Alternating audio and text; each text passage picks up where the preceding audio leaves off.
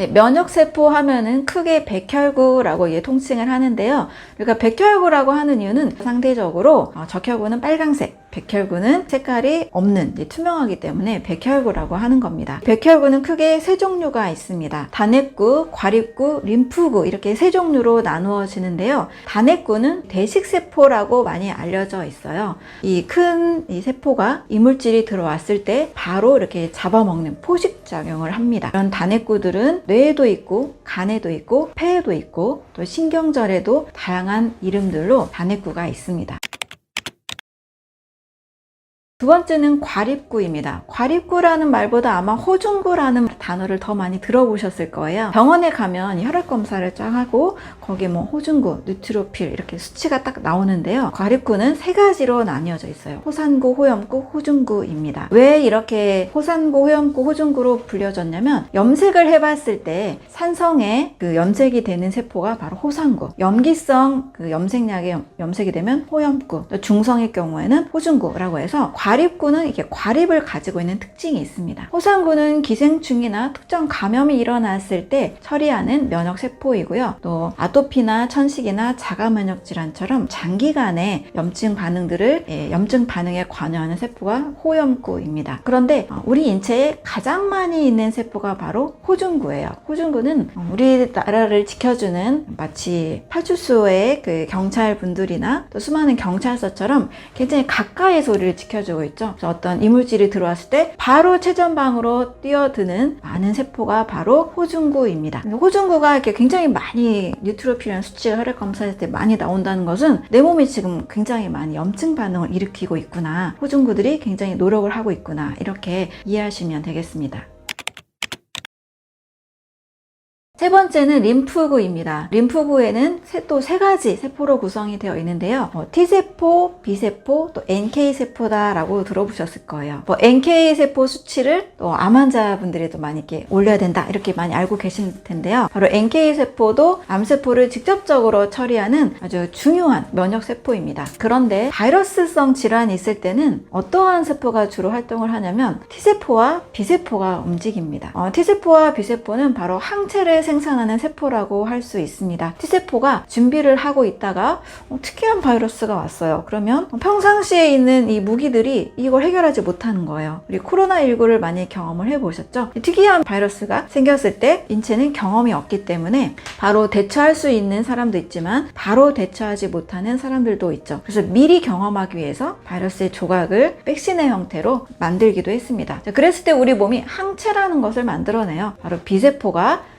T세포의 자극을 받아서 특수무기인 항체를 만들어냅니다. 자, 이와 같이 우리 몸은요, 세포도 정말 다양하죠. 과립구다, 단핵구다, 림프구다, 복잡한 이름들을 제가 나열을 했지만 모두 다 우리 몸을 지켜주는 어마어마한 군인들이다, 이렇게 이해하시면 되겠습니다. 그래서 면역력이 좋다라는 뜻은요, 이런 면역세포들이 각자 역할을 잘 해내는 거죠. 각자 바이러스를 또 이 세균 이물질을 직접 잡아먹고 공격하기도 하고 특수무기인 항체라는 무기를 만들어내기도 하고 또 미리미리 백신이라는 것을 경험하면서 준비해 놓는 이런 모든 일들도 우리 몸의 면역세포들이 건강할 때 해낼 수 있는 겁니다. 그래서 면역력의 핵심은 면역세포의 힘을 키우는 것이다, 이렇게 이해하시면 좋겠습니다. 면역이라는 것은 너무 면역력이 떨어져도 문제고 과면역이 돼도 문제입니다. 항체를 잘 만들어내지 못하고 또 암이나 감기나 이런 걸 쉽게 걸린다는 것은 면역력이 떨어진 상태로서 문제가 되는 거고요. 또 지나친 면역, 아토피나 크론병, 류마티스 관절염, 루푸스 같은 이런 질병들은 과면역이 일어나서 자기 몸이 자기를 공격하는 방식으로 바뀐 겁니다. 그래서 면역이라는 것은 사실 균형이 필요해요. 면역에 있어서는 지나치게 낮아도 문제고 지나치게 과면역이 돼도 문제가 됩니다. 이런 면역의 균형이 필요한데 우리가 코로나 때 아마 사이토카인 폭풍이라는 단어를 들어보셨을 거예요. 그래서 오히려 젊은 사람들이 이 사이토카인 폭풍 때문에 너무 안타까운 그런 일들이 일어나기도 했었죠. 이 사이토카인은 우리 몸의 면역세포들이 만들어내는 면역 물질이다 라고 생각하실 수 있습니다. 사이토카인을 통해서 면역세포들에게 계속 신호를 전달해서 지금 우리 전쟁하고 있는데 너희 와서 더 도와줘, 이런 신호를 전달하는 그런 물질이 될 수 있어요.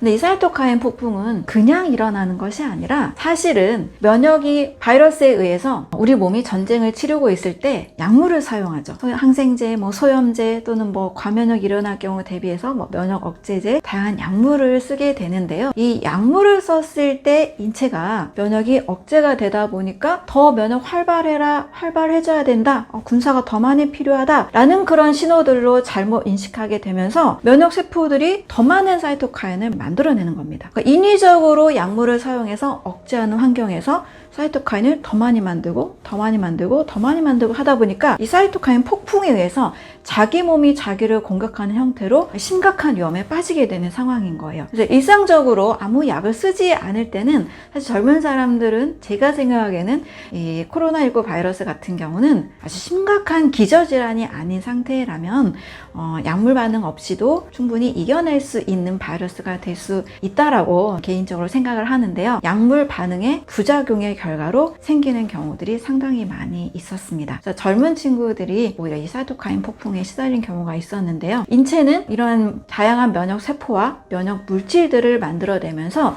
면역의 균형을 잡아갑니다. 그러나 약물이 들어오게 되면 약물은 몸의 질서를 깨트리는 차단제로서 약효를 내기 때문에 오히려 다른 데서 이상 반응과 부작용이 늘 일어날 수 있다는 것도 참고하시면 좋겠습니다.